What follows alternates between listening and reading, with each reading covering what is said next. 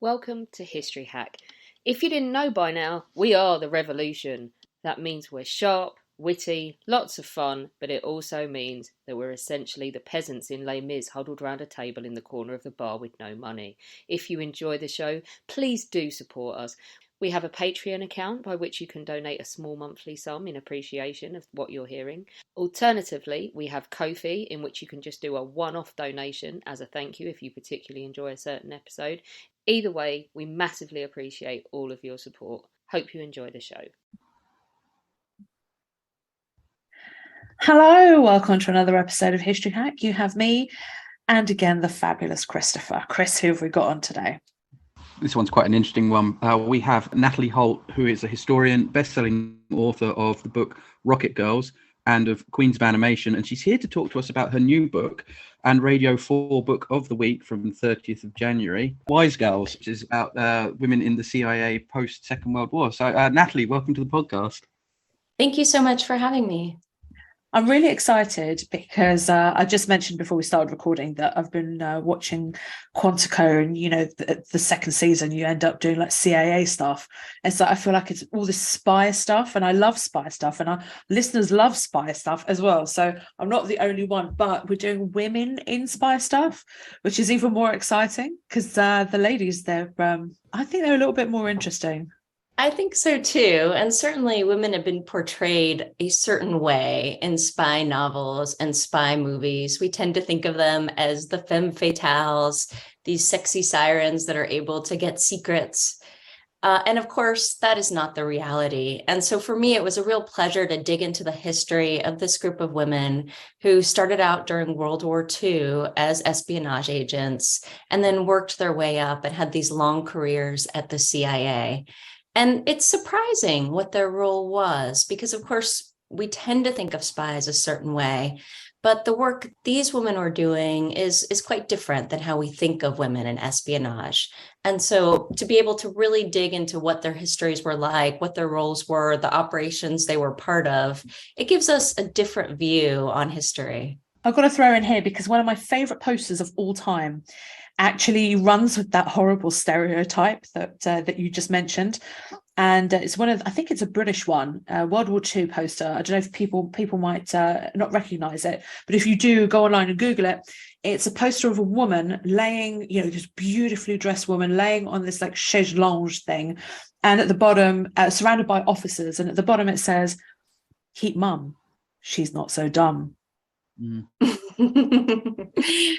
Yes, I mean, I love spy movies and novels too. There's nothing wrong with that. But certainly when we dig into the real history of what women were doing in intelligence during World War II and during the Cold War, reality looks quite a bit different than that fantasized, fictionalized version of history. So when you've written the book, you've based it on a handful of really exceptional women. What made you choose them specifically? It wasn't easy because, to my surprise, there were so many women that were part of intelligence operations during World War II. And this actually came as a bit of a shock to me because we've heard about the roles of women during World War II, of course, in many books and movies. But to hear of women who were intelligence officers, in American intelligence in particular, was new to me. I hadn't heard those stories. And so to be able to research them took quite a bit of time. These women weren't easy to find. And of course, I was able to write this book because they had passed away. And so I was able to get their files declassified from the CIA. But there were so many women to choose from. And so what I did was I picked women who had started during World War II and had these long careers throughout this Cold War in the CIA. And I chose women who came from many different backgrounds. So there's a single mom of three. There's a woman who's married.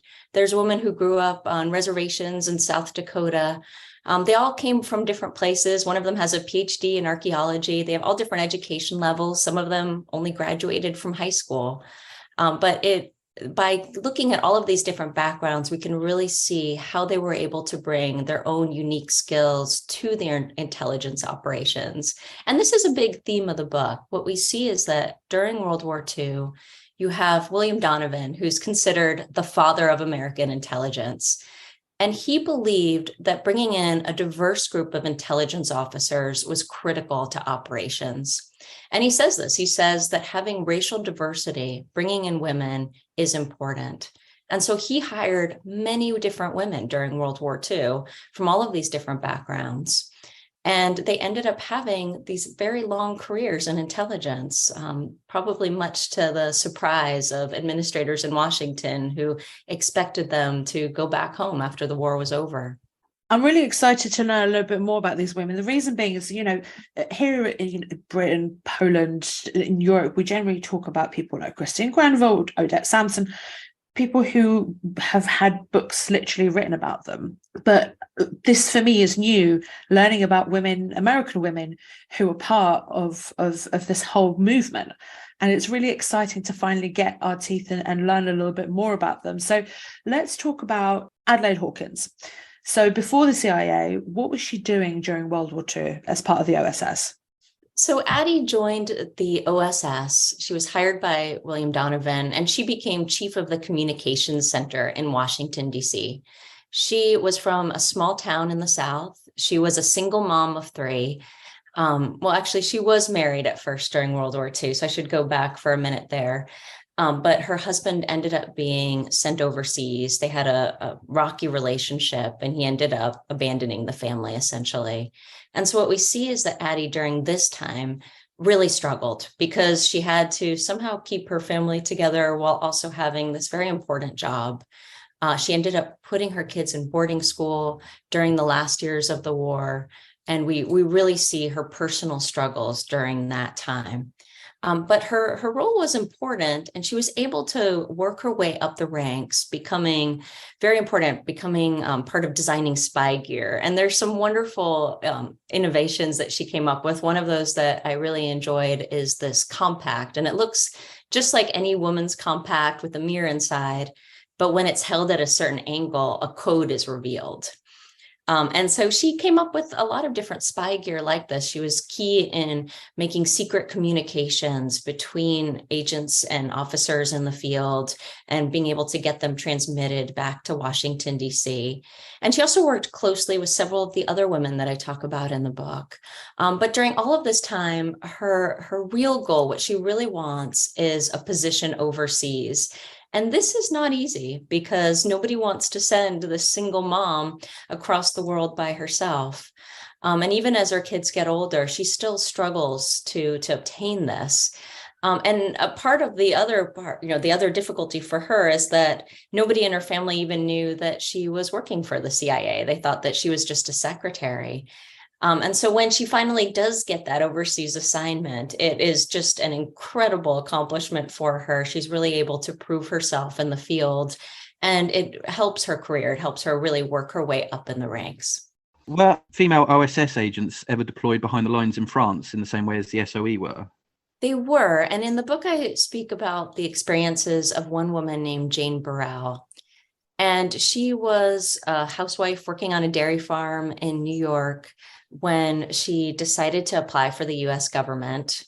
And her application to the government, there is this funny line where it says, if you are willing to travel, specify occasionally or constantly. And she put the very least amount of travel. She did not expect to be being sent overseas at all. But Jane had incredible experience in education. This was a woman who had graduated from Smith College with a major in French. She was fluent in several languages, and she traveled extensively. And so she ends up being promoted quite quickly to this elite section of the OSS that was known as X2. This was a group of counterintelligence officers.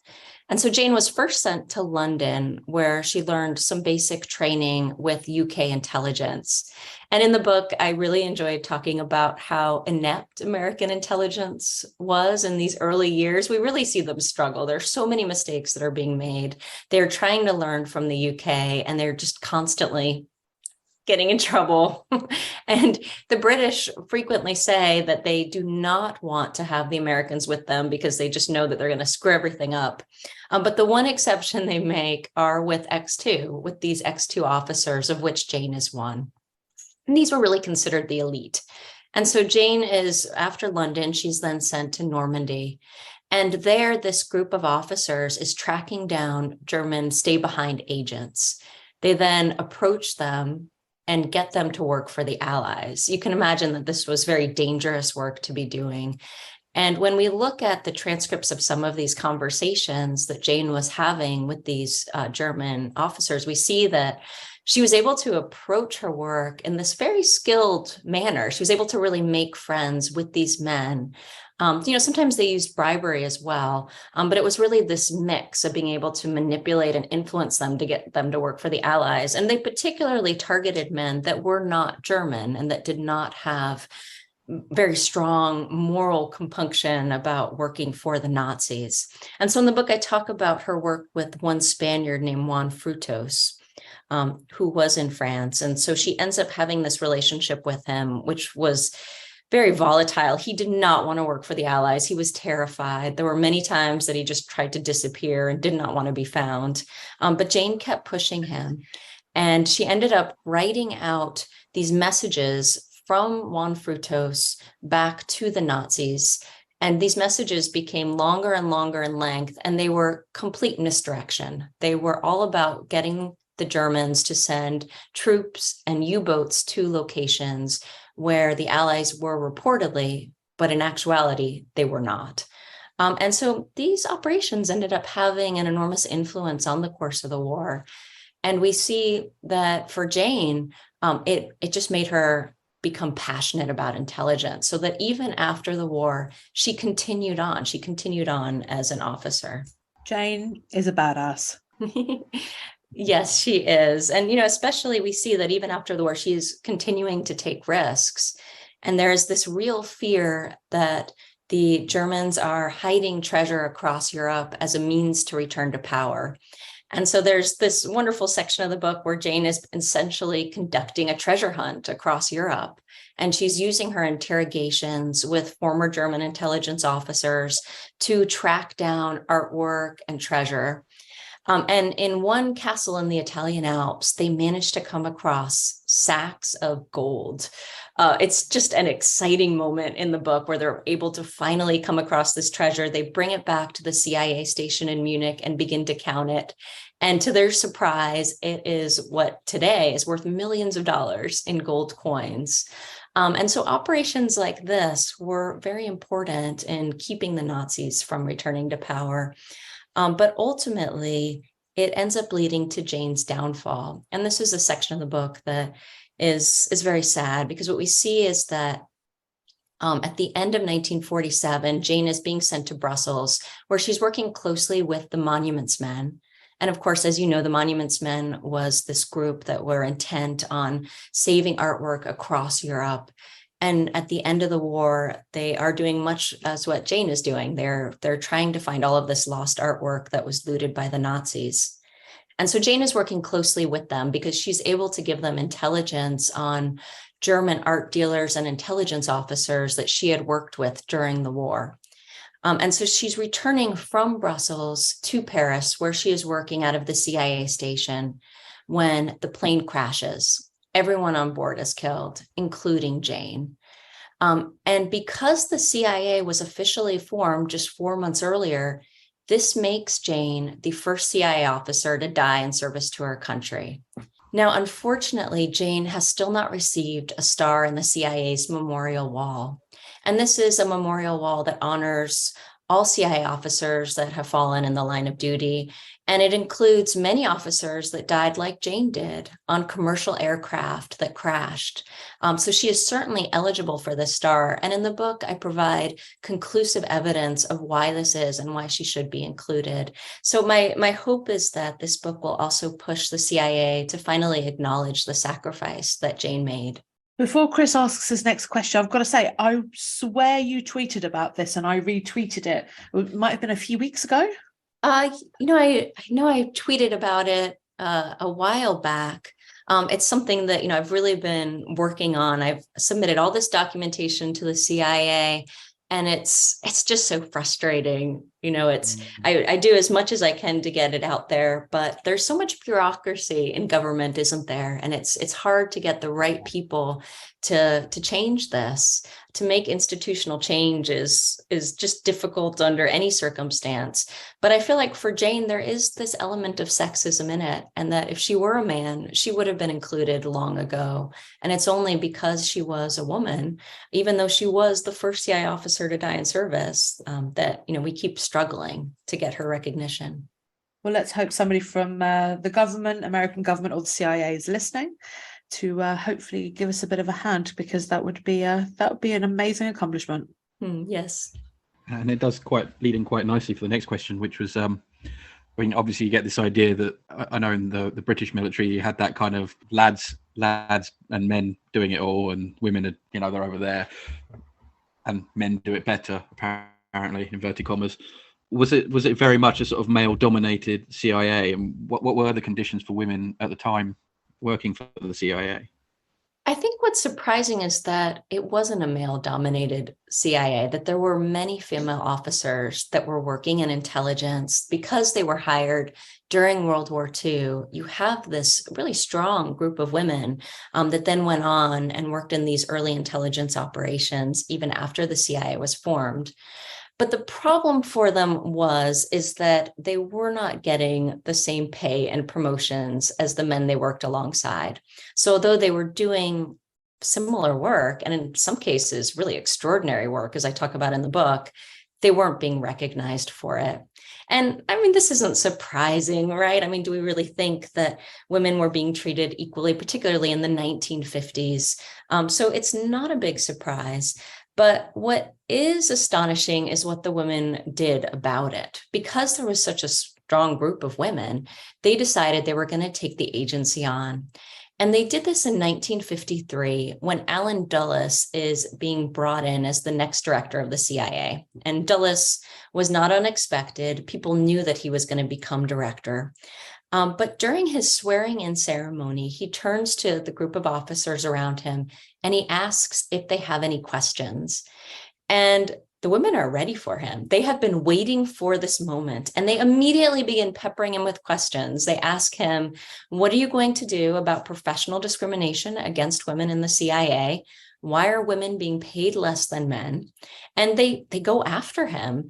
And you can imagine that even for a modern workplace, this kind of questioning would be considered bold. But back in the 1950s, it was unheard of for people to act this way. And it's kind of to Dulles's credit, actually, that instead of just immediately shutting down the conversation, he decides that he is going to listen to them. And he is going to start what becomes known as the Petticoat Panel.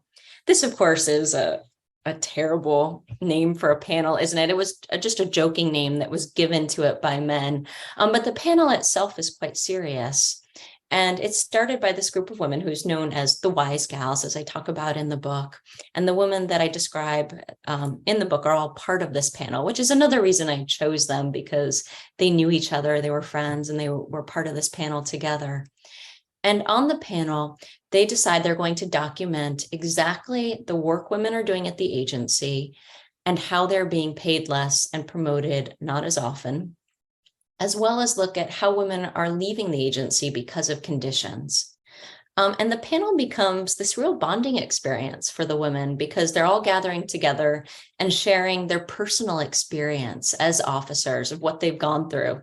And they make up these kind of amazing lists about all of the comments they've heard from men about how women aren't as good as male officers. And they just go through every horrible comment they've heard. They share all of their personal stories of what it's been like in the field. And these are women that have all worked, across the globe, but haven't really had this chance to be able to describe the discrimination they've received. So the panel itself is an important turning point, because although male administrators are very quick to dismiss the actions of these women, what happens is that the women themselves decide to really bond together to change things.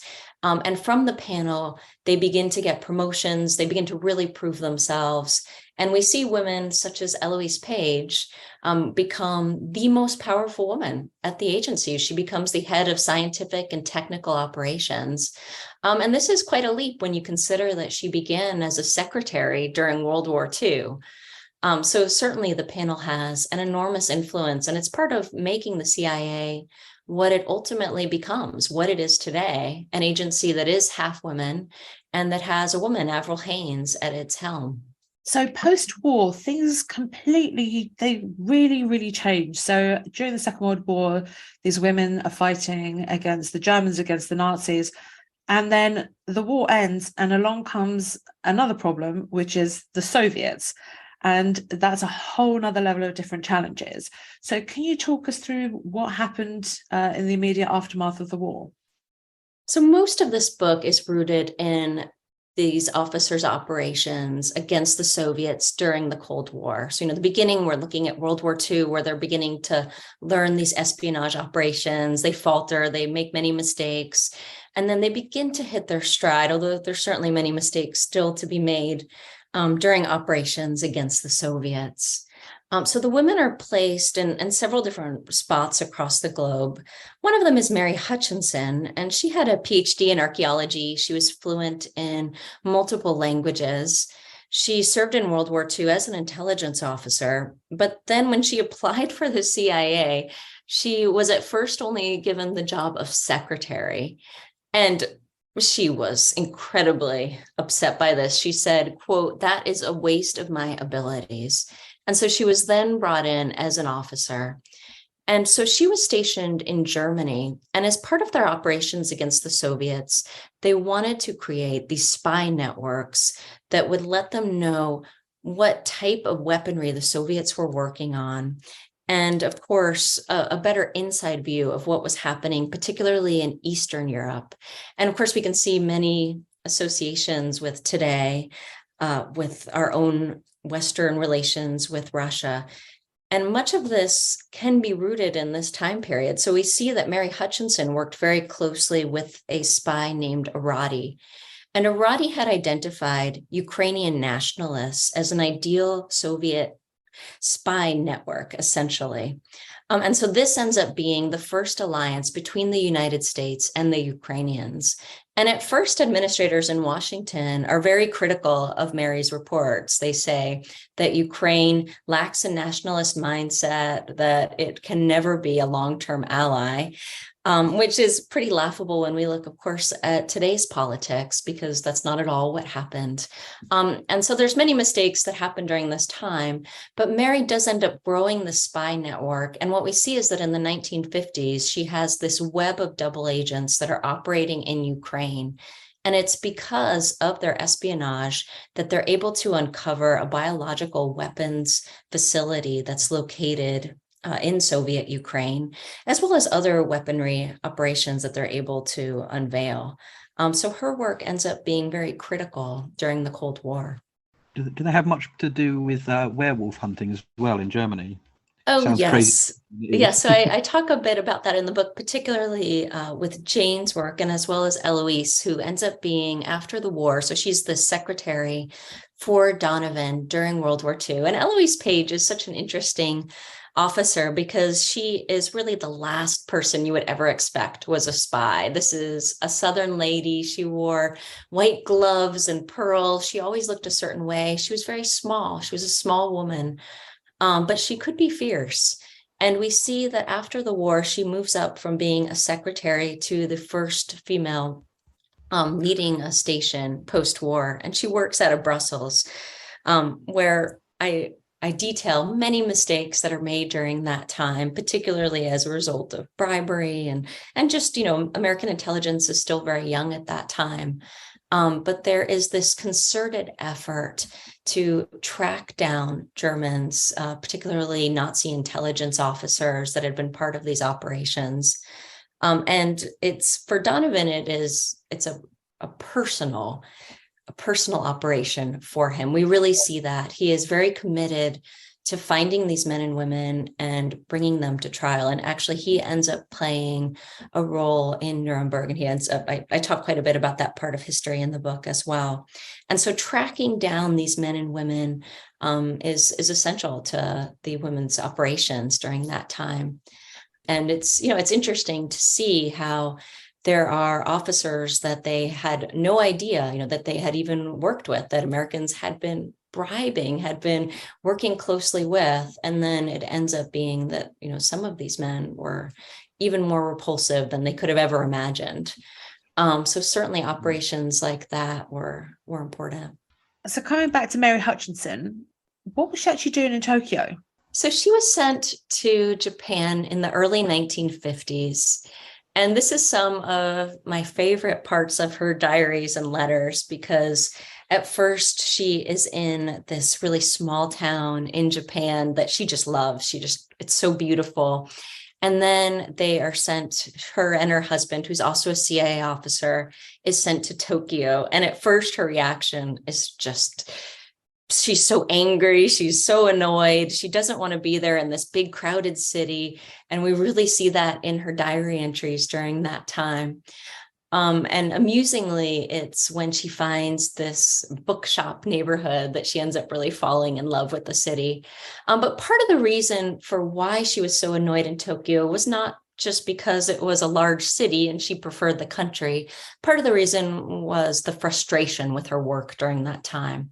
So just as Mary was working with Ukrainian nationalists in Germany at the end of World War II, in the early 1950s, in Tokyo, they're also seeking out a Japanese spy network. And so they're looking at particular political parties in Japan, making alliances with these men and women, and then using them as a spy network to keep an eye on China and North Korea. And so what we see in 1950 is that many of her reports are looking at troops that are amassing on the border, and they have intelligence that shows that North Korea is certain to attack its southern neighbor. These reports are sent to Washington. And, it's important to remember that for a lot of these operations, this is intelligence gathering. This is essential espionage. And I make a big distinction in the book between these operations and paramilitary operations of the CIA, which, of course, have been written about many times in the past because they are such remarkable failures. There's Cuba, there's Guatemala, there's Iran. There are these horrible paramilitary operations that have had enormous effects. But the women were not involved in paramilitary branch of the CIA. They were involved in these classic espionage operations that they had really learned and honed their craft during World War II. And so their role is collecting intelligence so that it can be sent back to Washington and hopefully inform policy in a way that gives insight, that gives really needed insight and value to what decisions will be made back in Washington, D.C. And so the women don't have control, of course, over how troops are going to be sent or what the final impact will be. All they can do is give the best intelligence that they are able to gather. And so for the network in Tokyo, Mary's not there for a long period of time, but what we see is that she's able to give very effective intelligence showing how China is working with the Soviets during this time and what is about to happen in North Korea. And it's unfortunate that in Washington, they're very dismissive of this. They do not believe the CIA. There is a real feeling that the CIA is not a useful partner. And a lot of this stems back to World War II, where we see that the emergence of the CIA as this civilian intelligence agency rankled military intelligence officials who felt as if they were competing with the CIA. And I go into some detail about how this worked and what the feelings were, and particularly some of the politics with Donovan, the father of American intelligence, and how he grappled and sometimes made things worse because of his actions. So Mary does not spend long in Tokyo, but we certainly see this continued effort that occurs not just with her, but across the globe. So all of these women are working at building these spy networks. And so we have Eloise, who is building a Soviet spy network, and we have Mary in Japan, and then we have Elizabeth Sedmeyer, who's building a spy network in the Middle East. And all of these sources are about gaining intelligence and bringing them back to headquarters in Washington, D.C. What was the closed city of Lake, here goes, Ityash, and what did the CIA do about it? So closed city, City 40, was this region where the Soviets in 1946 began a Soviet nuclear testing facility. And they wanted to keep this quiet. They didn't want anyone to discover it. And so they did not have any storage tanks for nuclear waste when they began testing in this region. And instead, they were dumping radioactive waste directly into this lake. Now, it took a few years for the CIA to uncover what was happening in this region, but we see from the early 1950s, 1950, 1951, that they've identified this closed city. And this wasn't easy, as you can imagine. This is a secret city that doesn't occur on any map. You can't Google it, of course, not that you could Google in the 1950s, but there's no road signs. Everyone that works there has to remain in the city under very secretive conditions. So to uncover this was not easy, and it took quite a bit of work from Eloise Page's spy network to even find out that the city existed and where testing was occurring. And this is part of her work looking at nuclear weaponry, and we see that this becomes very important after World War II to discover where testing is occurring and what weaponry will become part of the Cold War in the future years ahead. So as they're watching this closed city, they end up having these spy planes. And I talk about the development of spy planes in the book and how it helps them keep an eye, as well as the spy network that they have with the Soviets. And then in 1957, we see that there is this horrible nuclear disaster that occurs. And this is really because of shoddy construction. They did eventually put in storage tanks in this area. However, they were built hastily. And there is, as you can imagine, things go horribly wrong. And so after this disaster, which is bigger than Chernobyl, it's the worst nuclear accident to date. What happens is that the CIA is watching, but they don't know what to do. They really grapple with what they should do next, because the Soviets are not able to admit that this was an accident at all. They're just saying, oh, this is Aurora Borealis. These are just beautiful lights, natural phenomenon. But the CIA knows better. And they make what is a really intense decision. It's one that's hard to justify by any means, but they decide not to alert the world to this horrible nuclear disaster and instead to keep it a secret. And they do this because they don't want to lose their surveillance in the region. And they know that if they announce that they know this disaster has occurred, that then they may not be able to identify where the next nuclear testing facility is. So they decide it's better to just keep an eye on what's happening in that region. And in the book, I contrast this with what happened with Sputnik during the same era. So this is all happening in 1957. And with Sputnik, we also see that Eloise Page, who has this large spy network with Soviet scientists, she is able to predict Sputnik's apogee, its launch perfectly. She knows exactly the date. She knows where it will be launched. She knows when it can be seen. And nobody in DC, none of her administrators in Washington will believe her. They all say, "Oh no, you're just getting this from your spy network. And how do we know we can trust them?" And Eloise really wants to warn the public. She wants to let people know that this is coming, because she knows that Sputnik will cause fear, that people will be worried that this is happening. And she is immediately shot down. And Sputnik, of course, is launched on October 4th, 1957, which is the exact date that she had predicted. So it's interesting to look at how she was able to find out all about Sputnik and all about the satellite and contrast it with what happened in the closed city, in City 40, where everything was hushed up, where they never said anything. They never wanted to warn anyone or have any cleanup effort or really cared about the many people that were affected by this horrible disaster. And it shows you perhaps the the struggle and the desperation that the CIA had during that time, that they weren't able to make what probably was the right decision. We're currently discussing and talking about something that's quite Europe-centric, and we tend to be quite Eurocentric or American-centric. But there's a lot more going on at this time, isn't there? Because there's it's hotting up in the Middle East. Tell us a little bit about what's happening there. So in the book, I talk about Elizabeth Sedmeyer, who was stationed in the Middle East. And Elizabeth Sedmeyer is such an interesting person because she grew up on reservations in South Dakota. She served in World War II. She then was hired as a secretary at the CIA, and she worked her way up, went to junior officer training, and becomes an officer where she's sent to the Middle East. And in the Middle East at this time, what we see is that there was a lot of grappling for control between the Soviets and the UK and Americans, who are all trying to find their own sliver of power in the region. And the Soviets are using this region particularly for weaponry development. And so when Liz is sent there, this is Elizabeth Sedmeyer, who everyone called Liz, she is desperate to find out what the Soviets are doing. And so she's part of this group of officers who are stationed in Baghdad.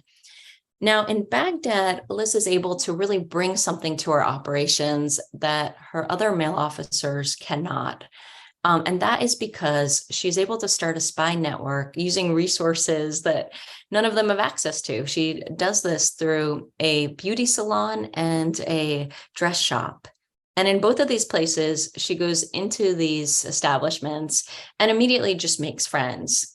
And she was very good at blending into environments, pretending to be a housewife, pretending to chat with them. She would then find out which of these women had brothers and had husbands who worked with the Soviets.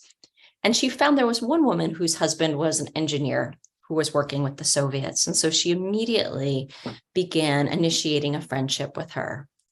She then approached the husband and asked him to work for the Allies. And this was done very carefully. You can imagine the risk that Liz was taking to do this, because she's essentially asking this man to betray his employers and to share secrets with her.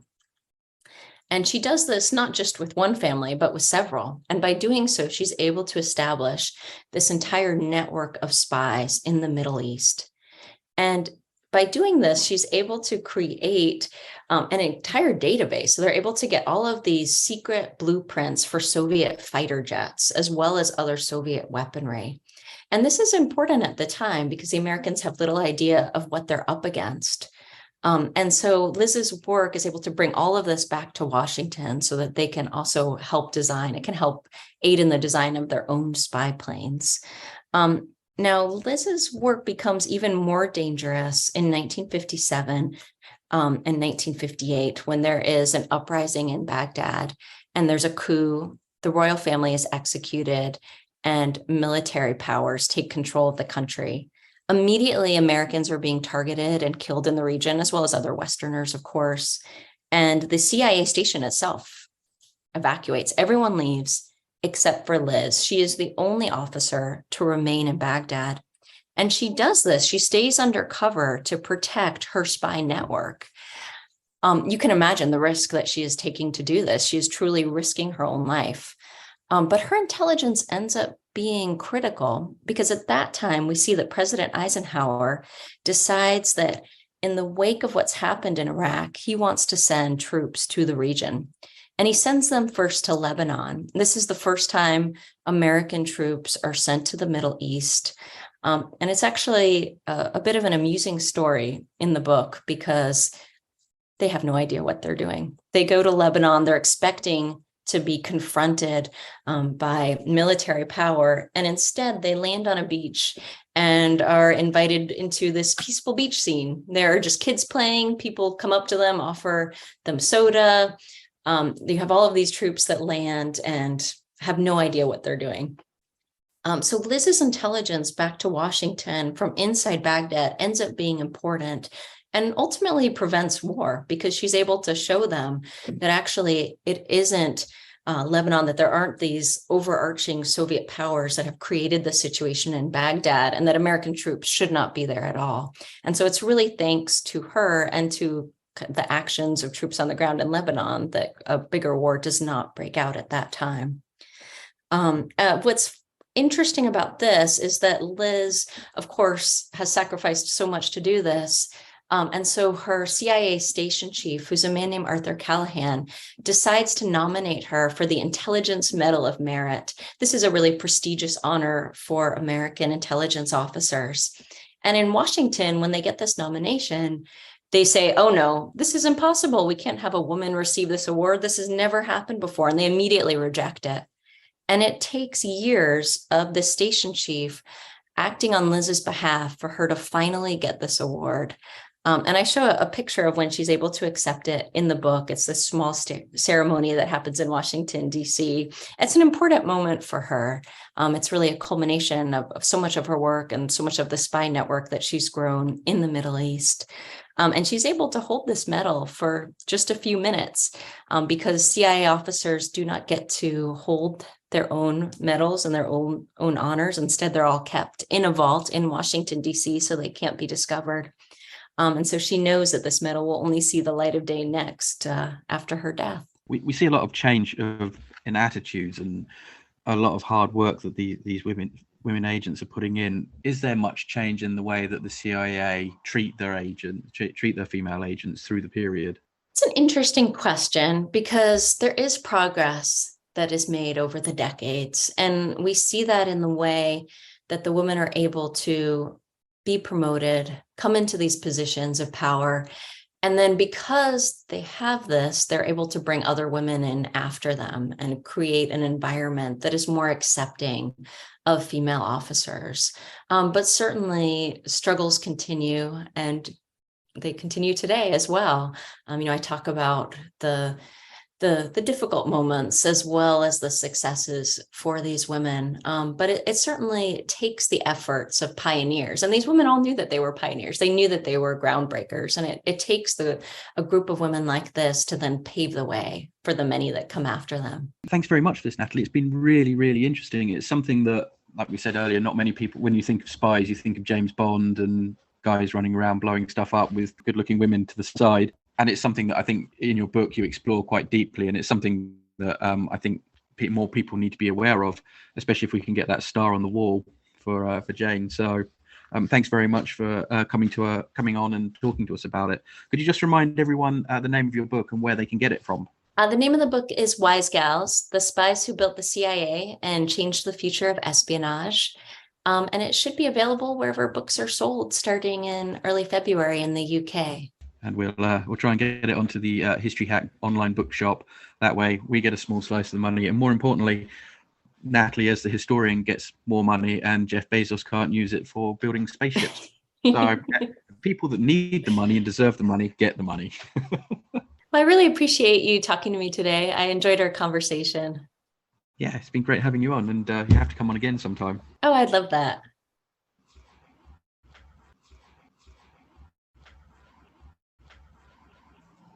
Our incredible guests give us 45 minutes of their time to join us and talk about their work or their new book. This is just a small taster. As a result, we have launched our very own bookshop on bookshop.org, where you can find our guests' latest books, you can support them, and you can support us on History Hack. 10% of every sale via our bookshop supports the podcast and allows us to keep going and bring you more top-of-the-line guests. You can find our bookshop at bookshop.org/shop/History Hack, or search for us in the shop section. Thank you so much for your continued support. We really appreciate our listeners and supporters.